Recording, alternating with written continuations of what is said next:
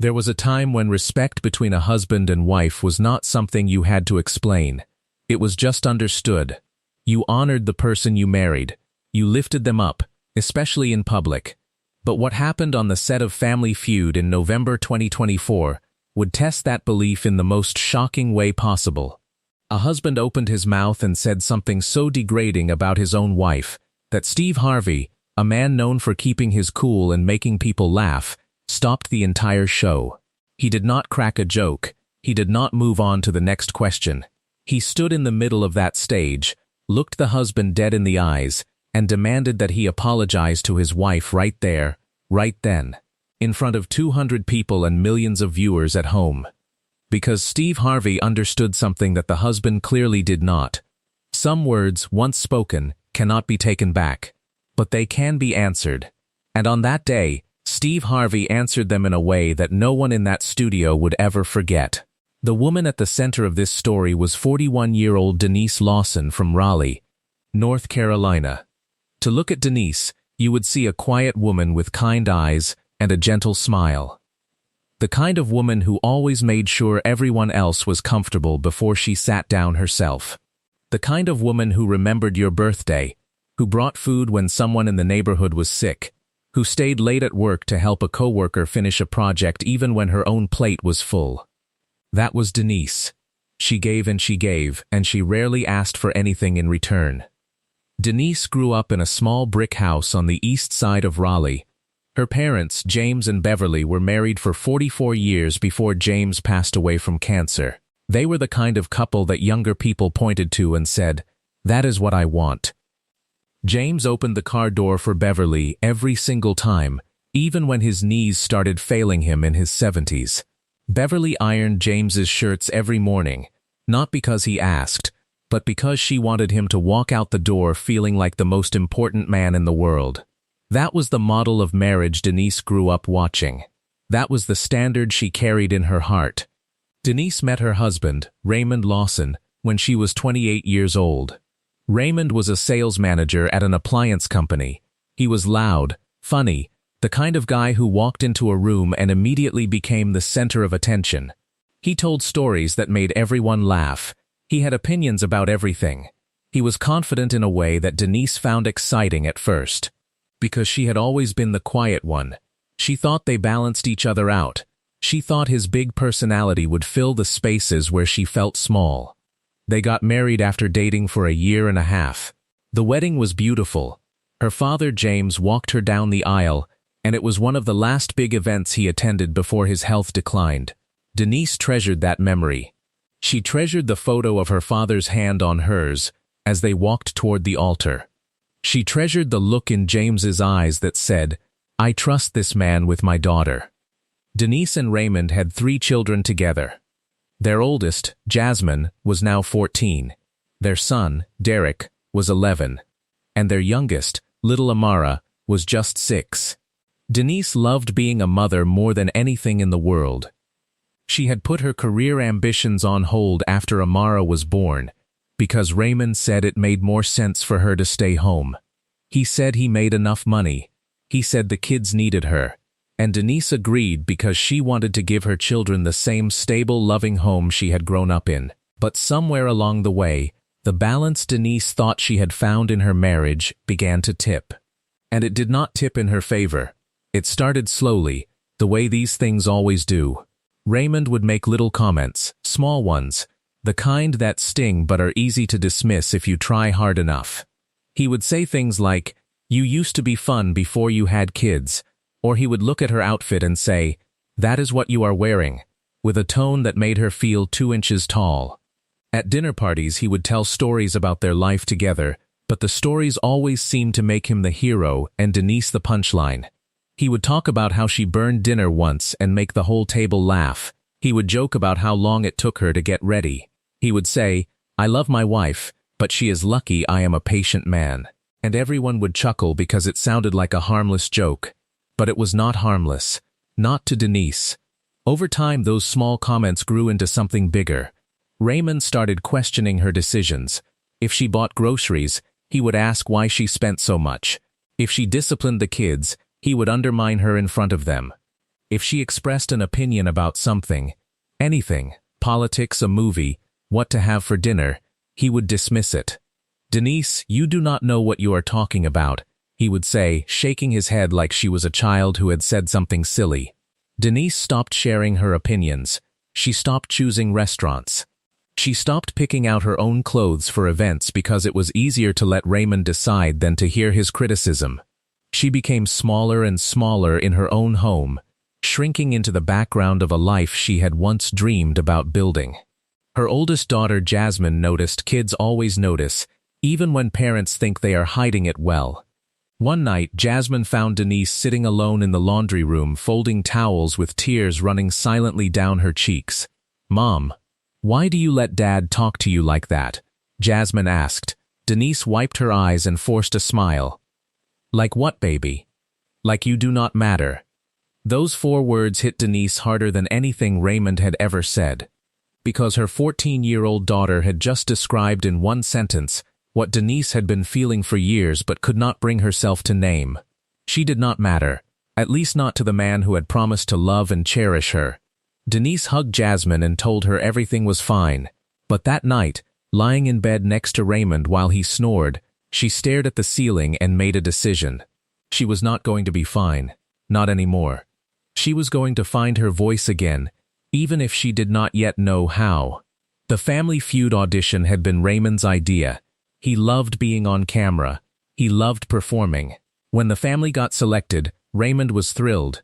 He practiced his answers. He picked out his outfit. He told all his friends and co-workers to watch. This was going to be his moment to shine. Denise did not say much about it. She just nodded and went along with the plan the way she always did. But somewhere deep inside, in a place she had almost forgotten existed, a small voice whispered that maybe this stage would not belong to Raymond alone. Taping day arrived, and the Lawson family walked onto the Family Feud set like a picture-perfect unit. Raymond was in the front. Naturally, he wore a tailored navy suit and shook Steve Harvey's hand with the grip of a man who wanted everyone to know he was important. Denise walked behind him in a soft green dress, her mother's pearl earrings the only jewelry she wore. Jasmine, Derek, and Amara completed the family, along with Raymond's younger brother Marcus, rounding out the team of 5. Their opponents were the Gutierrez family from Phoenix, Arizona, a loud, loving, funny family of 5 led by a grandmother named Rosa, who had the kind of energy that made you want to hug her immediately. The contrast between the two families was apparent from the start. The Gutierrez family cheered for each other constantly, hugging and high-fiving after every answer. The Lawson family cheered too, but if you watched carefully, you noticed that Raymond was always the loudest voice, and his cheers were mostly for himself. Steve Harvey worked the crowd the way he always did, cracking jokes and putting the families at ease. He took an immediate liking to Rosa Gutierrez, whose one-liners were nearly as sharp as his own. But Steve also noticed Denise. He noticed how she stood slightly behind Raymond. He noticed how she smiled politely, but never spoke unless spoken to. He noticed how every time Raymond answered a question, he would look at the audience for approval instead of looking at his family. Steve had been doing this long enough to read people, and what he read in Denise's eyes was something he recognized. It was the look of a person who had stopped expecting to be seen. The game moved through the early rounds without incident. The Lawsons were doing well. Raymond was dominant at the buzzer, slapping it hard and shouting answers with theatrical confidence. When he got an answer right, he would pump his fist and point at the camera like he had just scored a touchdown. When Denise got an answer right, a solid one that earned the family good points, Raymond barely acknowledged it. Steve noticed that too. The tension started building during the 3rd round. The question on the board was, name something a wife does that her husband does not appreciate enough. Raymond hit the buzzer first. He grinned at Steve with that salesman confidence and said, cooking. It was on the board. Number 2 answer. The family cheered. Raymond clapped for himself. Steve turned to Denise. Denise, what do you think? Name something a wife does that her husband does not appreciate enough. Denise stepped forward. She thought for a moment. Then she said, quietly but clearly, holding the family together. The audience reacted immediately. There was a wave of applause mixed with murmured agreement. Women in the audience were nodding. A few shouted, "That is right." Steve pointed at Denise with genuine respect. "Now that," Steve said, "is a real answer." It was on the board. Number 1 answer. 42 points. For a brief moment, Denise's face changed. A flash of something crossed her eyes. Pride, real pride, the kind she had not felt in a long time. But Raymond did not share the moment. Instead, he leaned toward his brother Marcus and said something under his breath. The studio microphones were sensitive. They picked it up, and Steve Harvey heard it. Raymond had muttered, loud enough for the front rows to hear, "She would know about holding things together. She cannot even hold her weight together." The words landed like a slap. A few people in the first row gasped. Marcus looked uncomfortable. Jasmine, standing at the end of the podium, looked at the floor. She had heard it. Of course she had heard it. She had been hearing things like that her whole life. Denise's face went blank, not angry, not sad. Blank, the way a face goes when the person behind it has absorbed so many hits that they do not even register the impact anymore. She just looked down at her hands and said nothing.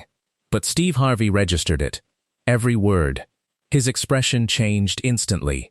The playful energy, the entertainer's sparkle, all of it drained from his face in a single second.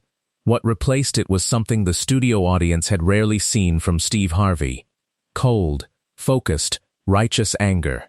Steve did not move on to the next question. He did not crack a joke to ease the tension. He turned his entire body toward Raymond and looked at him with an expression that made the temperature in the studio drop 10 degrees. "What did you just say?" Raymond blinked. He had not expected anyone to hear it. He certainly had not expected Steve Harvey to stop the game over it. He tried to recover. He let out a nervous laugh and waved his hand dismissively. "Come on, Steve. I was just joking around. You know how married people are." Steve did not laugh, not even a little. He held his cue cards at his side and took 2 slow steps toward Raymond. The studio was so quiet, you could hear the fluorescent lights buzzing above the stage. "No," Steve said, "I do not know how married people are when one of them talks about the other one like that. So I am going to ask you again, and I want you to think very carefully before you answer.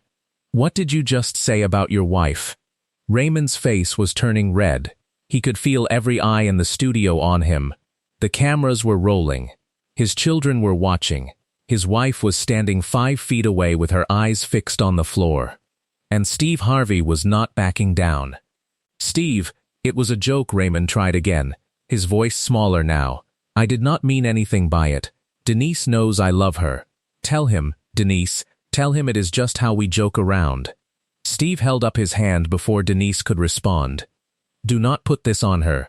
Do not ask her to clean up your mess in front of all these people.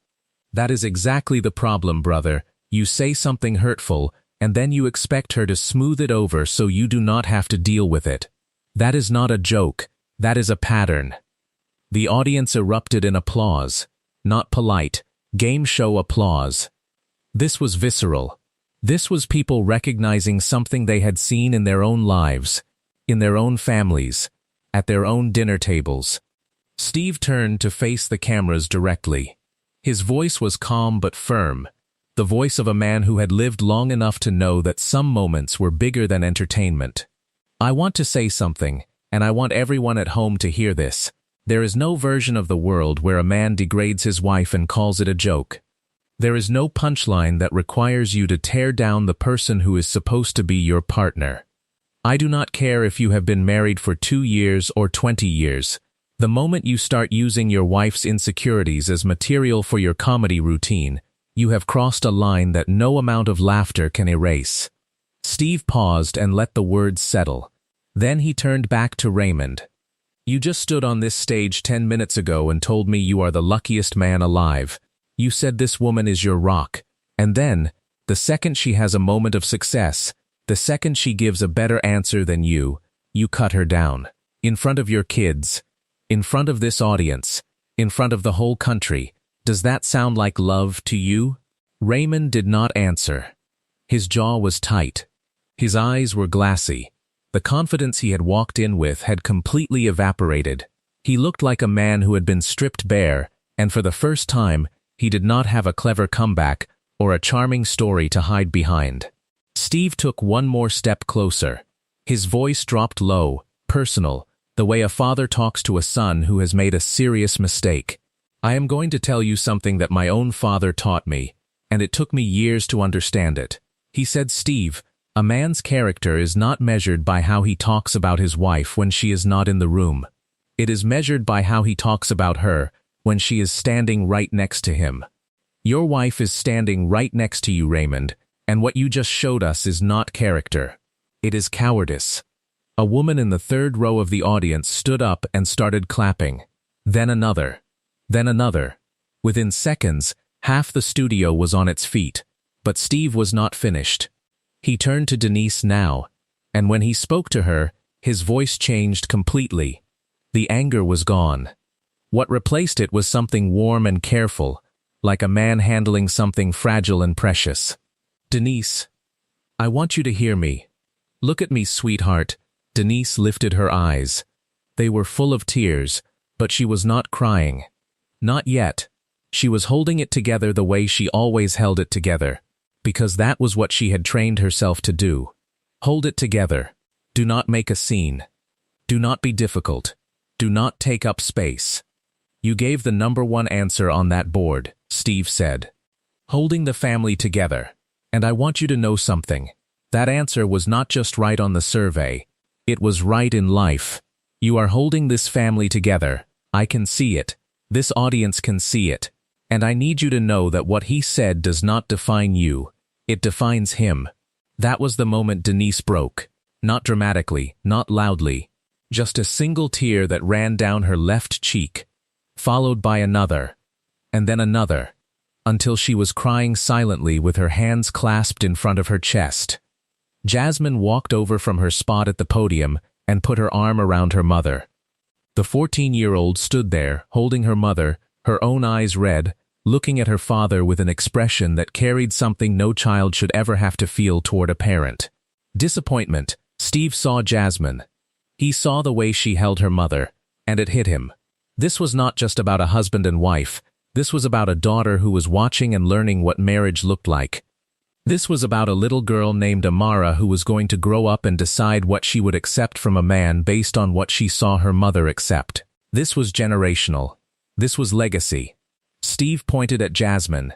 You see that? That is your daughter holding your wife, because you would not. That is your child doing the job you are supposed to do. If that does not wake you up, Raymond, nothing will.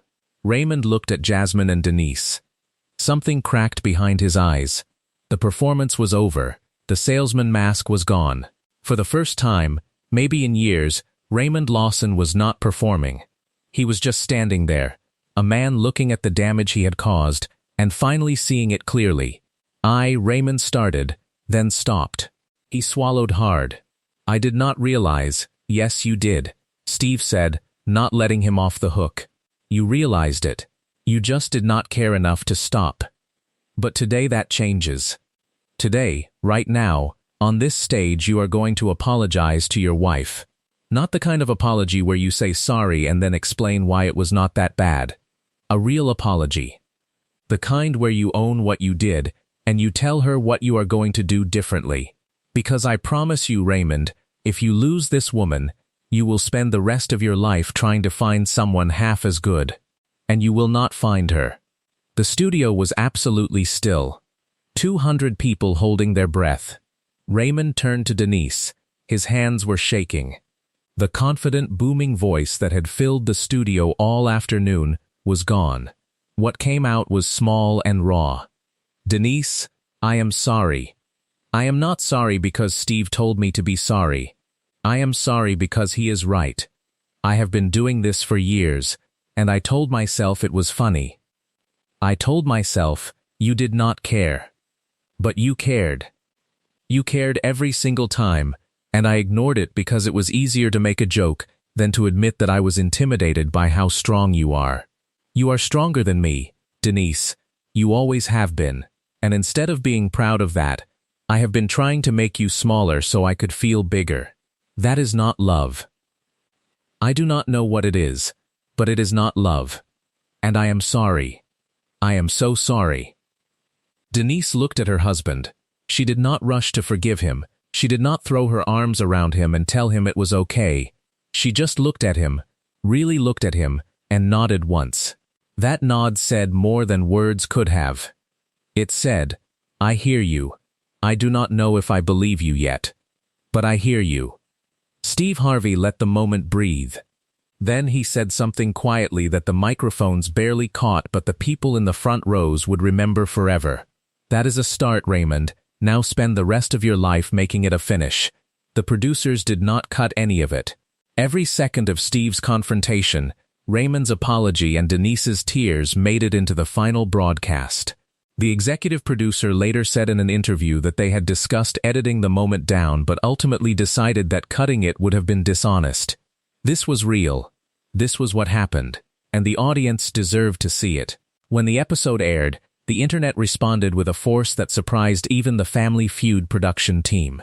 The clip was viewed over 30 million times in the first 48 hours. The phrase "Steve Harvey demands apology" trended on every major social media platform for 3 straight days. Comment sections were filled with thousands of stories from women who had lived through the same thing. Women who recognized Raymond's behavior because they had seen it in their own husbands, their own fathers, their own brothers. Women who had been the punchline of a joke that was never funny. But it was not just women who responded. Men wrote in too, thousands of them. Men who watched Raymond's face crumble and recognized something in it. Men who admitted that they had made similar comments without thinking about the impact. Men who said that Steve Harvey's words had forced them to look in the mirror and ask themselves a question they had been avoiding. Am I doing this too? One email that the Family Feud production team shared publicly, with the author's permission, came from a man named Gerald in Memphis. He wrote, "I watched that episode with my wife sitting next to me. When Steve said the thing about how a man's character is measured by what he says when his wife is standing right next to him, my wife looked at me. She did not say a word. She just looked at me. And I knew. I knew I had been doing the same thing as Raymond. Maybe not as bad, but the same thing. Making little jokes, little comments, thinking it was harmless. My wife's look told me everything. I apologized that night, not because of Steve, because of her look. That look had been there for years. I just never bothered to see it." Denise received thousands of messages herself. Women from all over the country, from all walks of life, reached out to tell her that her moment on that stage had given them courage. A school teacher in Ohio said she had finally told her husband that his jokes about her cooking were not funny and never had been. A nurse in Florida said she had started going to therapy after watching the episode because she realized she had been shrinking herself in her marriage for over a decade. A grandmother in Texas said she wished Steve Harvey had been there 40 years ago when her husband used to belittle her in front of their children, because maybe her sons would have learned a different definition of love. The response was so overwhelming that Denise, who had never considered herself a public figure in any way, was invited to speak at a women's conference in Charlotte 3 months after the episode aired. She almost said no. Public speaking terrified her. But Jasmine, her 14-year-old, looked at her and said, "Mom, you told me everything was fine for years. Now you can tell other women the truth." So Denise said yes. Her speech was 12 minutes long. She did not use notes. She stood at the podium in a simple dress with her mother's pearl earrings and spoke from her heart. She talked about the years of small comments. She talked about how she had convinced herself that it was normal, that all husbands talked that way, that she was being too sensitive. She talked about the night Jasmine found her crying in the laundry room and asked why she let her father talk to her like she did not matter. "My daughter saw the truth before I did," Denise told the audience of 800 women. "She was 14, and she could see what I had been blind to for years, and I realized that if I did not change something, she was going to grow up thinking that love looked like being small. I could not let that happen. I would rather be alone than teach my daughter that love means disappearing." The room gave her a 3-minute standing ovation. The video of her speech was viewed over 5 million times online. Raymond, for his part, did not try to hide from the public reaction. He did not issue a polished PR statement. He did not go on a podcast to defend himself or claim he was edited unfairly. Instead, he did something that surprised everyone who knew him. He got quiet. For the first time in his life, Raymond Lawson stopped performing and started listening. He enrolled in a men's accountability group at his church. He started individual therapy. He learned words he had never used before, like emotional labor and microaggression and contempt. He learned that the jokes he had been making for years were not jokes at all. They were weapons. Small, disguised, socially acceptable weapons that he had been using to control the dynamic in his marriage without ever admitting it to himself. 3 months into therapy, Raymond wrote Denise a letter. Not a text message, not an email, a handwritten letter. He spent 3 days on it.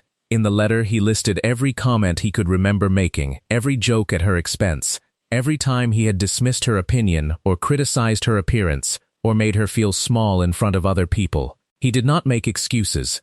He did not explain why he did it. He simply acknowledged each one and told her that he was ashamed. Denise read the letter sitting on the back porch of their house in Raleigh. She read it twice.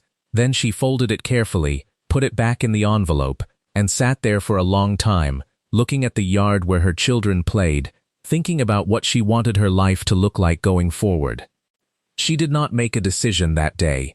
She did not need to. The decision was not about one letter or one apology or one moment on a game show. The decision was about whether the man who wrote that letter was real or whether he was just another performance. Only time would answer that question. 6 months after the episode aired, Steve Harvey invited the Lawson family back for a follow-up segment. When they walked out on stage, the difference was visible immediately. They were not performing this time. There was no swagger from Raymond, no over-the-top confidence. He walked out beside Denise, not in front of her. He was holding Amara's hand. Jasmine walked on his other side. They looked like a family that had been through something hard and was still finding its way. Steve greeted them warmly. He hugged Denise first, then shook Raymond's hand and looked him in the eyes. "How are you doing, brother?" "For real?" Raymond took a breath. "Mister, I am not going to stand here and tell you I am a changed man, because that is something only time can prove. What I can tell you is that I have been doing the work. Therapy, accountability group. Listening. Actually listening, not just waiting for my turn to talk. I have been learning things about myself that I did not want to know. But I needed to know them." Steve nodded. "That is an honest answer. What about you, Denise?" Denise spoke, and her voice was different from the last time she had been on that stage. It was stronger, clearer, not loud, because Denise would never be loud, but present, fully, unmistakably present. "I spent years making myself small," she said. "I thought that was what a good wife did. I thought if I was quiet enough, agreeable enough, invisible enough, then my marriage would work. But that is not a marriage. That is a disappearing act, and I am done disappearing." The audience applauded. Steve's eyes were shining. "Raymond has been doing the work," Denise continued. "I see it.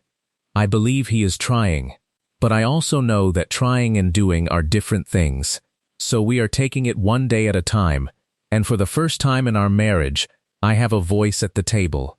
Not because he gave it to me, because I took it back." Steve pointed at her with both hands. That right there. Write that down, everybody. She did not say he gave her a voice. She said she took it back. Because it was always hers. He just convinced her it was not. Steve turned to the camera for his final message. "I want to say something to every person watching this. If you are in a relationship where someone makes you feel small, where someone turns your insecurities into jokes, where someone makes you feel like your voice does not matter, listen to me. That is not love. I do not care how they frame it. I do not care how many times they say they are just kidding. Love does not shrink people. Love grows people. And if the person you are with is making you smaller, you need to ask yourself whether you are in a relationship or a cage." He paused. "And to the men watching this, your words matter. Every single one of them. The ones you say out loud and the ones you mutter under your breath. Your wife hears them all. Your children hear them all. And they are building their understanding of love based on what comes out of your mouth. So ask yourself tonight, When you get home, when you look at the person you married, ask yourself, am I building her up? Or am I tearing her down? Because the answer to that question is the answer to whether your marriage is going to last. The studio audience gave a standing ovation that lasted nearly a full minute. It was not for the game, it was for the truth. In the months that followed, Denise started a community group in Raleigh called Take It Back, focused on helping women recognize and respond to emotional degradation in their relationships. The group started with 8 women meeting in the back room of a local library. Within a year, it had grown to over 200 members and had expanded to 3 locations across North Carolina. Denise partnered with local therapists who volunteered their time, and the group offered free workshops on communication, boundaries, and financial independence. Raymond became an unexpected part of the movement too, but not in the way people expected. He did not try to become a spokesperson or a reformed man celebrity.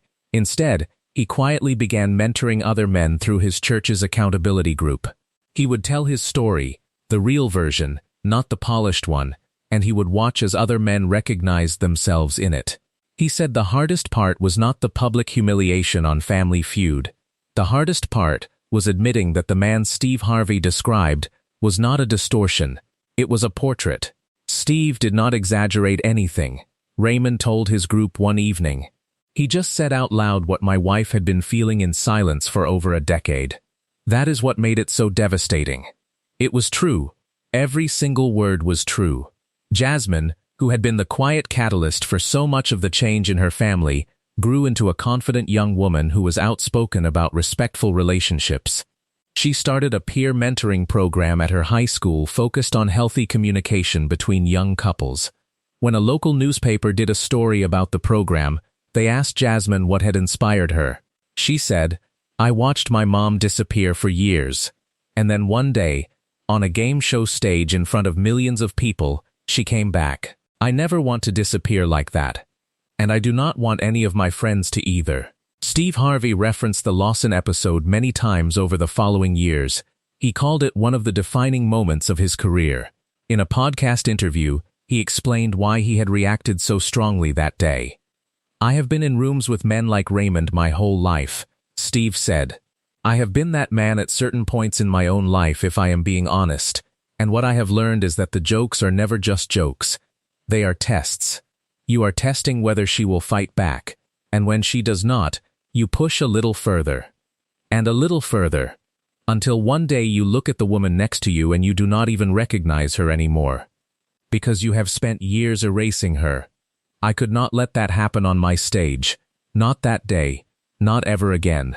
The impact of that moment extended far beyond the Lawson family and the Family Feud audience. Relationship counselors across the country reported a significant increase in couples seeking help after the episode aired. Many of the couples specifically cited the episode as the reason they had finally picked up the phone.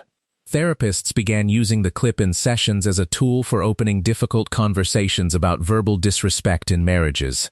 A professor of communications at Duke University published a paper analyzing what she called the Lawson moment, examining how a single unscripted interaction on a game show had sparked a national conversation about the normalization of spousal degradation. The paper noted that what made the moment so powerful was not Steve Harvey's anger. It was his specificity. He did not just say Raymond was wrong. He explained exactly why it was wrong, exactly what it did to Denise, and exactly what it would cost Raymond if he did not change. That specificity gave millions of viewers the language to describe something they had been experiencing but could not articulate. 2 years after the episode aired, Denise published a memoir called The Punchline: How I Stopped Laughing at My Own Pain. The book was not a revenge story. It was not an attack on Raymond. It was an honest, unflinching look at how a woman who grew up watching a loving marriage could still end up in one that slowly hollowed her out. It explored the ways that emotional degradation hides behind humor, how women are conditioned to prioritize peace over self-respect, and how children absorb the dynamics of their parents' relationship like sponges absorbing water. The dedication page read, "For Jasmine, who asked the question I was afraid to ask myself, and for my mother Beverly, who showed me what real love looks like so I would recognize when I was not receiving it. The book spent 14 weeks on the bestseller list. Denise donated a portion of the proceeds to domestic violence shelters and women's counseling programs across North Carolina. Steve Harvey received a copy of the book with a handwritten note from Denise tucked inside the front cover. It read, "Mr. Harvey, you did not save my marriage that day. You saved me. You showed me that my voice was worth hearing. You showed my daughter that a real man defends a woman instead of diminishing her. And you showed my husband something he had been hiding from himself. Some truth bombs do not destroy things. They clear the ground so something better can grow. Thank you for dropping one on my family. We are still growing." Steve had the note framed and placed it next to the bangle from Priya Chandri in his office. Two reminders, side by side, of the moments when a game show became something more. When 5 survey questions became a doorway to something real, something human, something that mattered far beyond the scoreboard. Years later, when interviewers would ask Steve Harvey about his proudest moments on Family Feud, he would always mention 2 names. The first was Priya. The second was Denise. He would say that Priya taught him what love looks like when it fights for something. And Denise taught him what love looks like when it finally fights for itself. "Every family that steps on my stage has a story," Steve would say. "My job is to ask questions. But sometimes the most important question is not on the board. Sometimes the most important question is the one nobody has been brave enough to ask at home. And when that question finally gets asked, that is when the real game begins." The story of Denise Lawson and the day Steve Harvey demanded an apology on live television remains one of the most powerful moments in the history of Family Feud. Not because of the confrontation, not because of the viral clip, but because of what came after. A woman who had spent years being the punchline of someone else's joke stood up, took back her voice, and used it to help thousands of other women do the same. And it all started with 5 simple words on a game show board. Name something a wife does that her husband does not appreciate enough. Holding the family together. Number 1 answer: